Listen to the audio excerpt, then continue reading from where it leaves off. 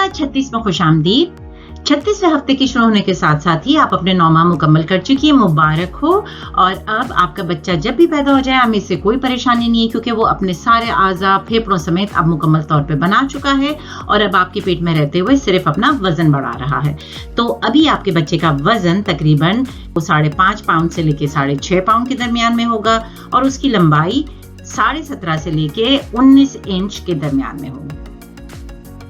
इस दौरान में आपने बहुत से लोगों से ये कहते हुए सुना होगा कि बच्चे ने अपनी जगह ऊपर से छोड़ दी है और वो नीचे की तरफ आ गया है। वैसे तो ये एक नॉन मेडिकल वर्ड है, लेकिन ये बिल्कुल एक हकीकत होती है कि बच्चा ऊपर से अपनी जगह छोड़ के नीचे की तरफ आ जाता है, यानी कि अपनी डिलीवरी के लिए तैयारी के लिए वो 9वें महीने में मजीद नीचे आ जाता है। इसकी वजह से हो सकता है कि आपको अपने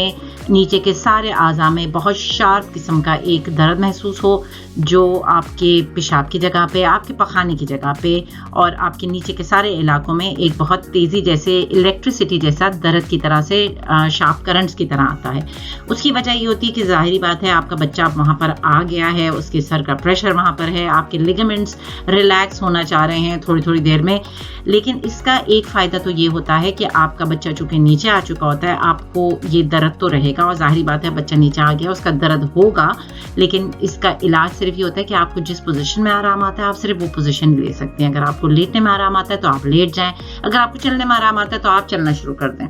फ़ायदा इसका सिर्फ ये है कि अब बच्चा चूँकि नीचे आ चुका है तो हाँ, आपके फेफड़ों को ज़्यादा जगह मिल गई और अब आपको सांस लेने में कोई तकलीफ नहीं होनी चाहिए। अलबत्ता अगर आपको ज़रूरत से ज़्यादा दर्द हो रहा है और ये वक्फे से नहीं बल्कि मुस्तकिल दर्द हो रहा है, तो फिर आपको चाहिए कि आप अपने डॉक्टर से या अपनी नर्स से रुजू करें ताकि आपको वो मुआयना करके देखें कि सब चीज़ें ठीक हैं या नहीं।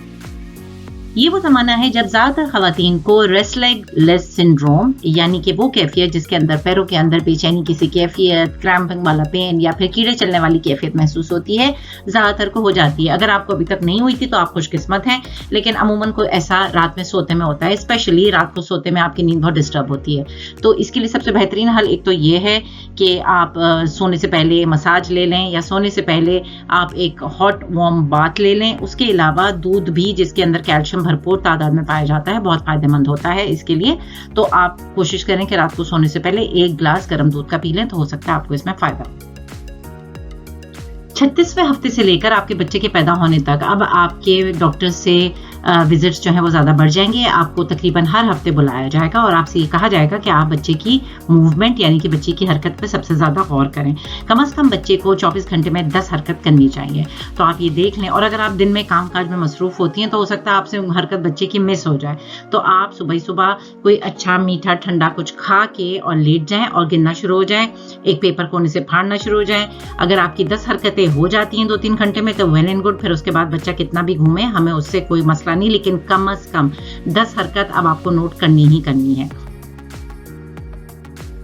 इसके अलावा आपकी डॉक्टर 35वें हफ्ते से लेकर 40वें हफ्ते के दौरान में किसी भी टाइम आपका ग्रुप बी स्ट्रेप्टोकोकस का टेस्ट करेगी। ये टेस्ट आपकी एक तो महवाली वाली जगह से, दूसरे पखाने वाली जगह से, और हो सकता है आपका पेशाब भी उसमें टेस्ट किया जाए। ग्रुप बी स्ट्रेप्टोकोकस टेस्ट बहुत ज़्यादा इंपॉर्टेंट होता है। ये आपके लिए तो कोई नुकसानदेह नहीं है, लेकिन जब बच्चा बर्थ कैनाल से पैदा होता है तो फिर वहाँ पर अगर ये इन्फेक्शन मौजूद हो किसी भी इलाके में, मसाने की जगह पर, पखाने की जगह पर या माहवारी वाली जगह पर, तो उससे बच्चे को सेप्सिस होने के, नमूनिया होने के और गर्दन तोड़ बुखार होने के चांसेस होते हैं। तो अगर ये आपको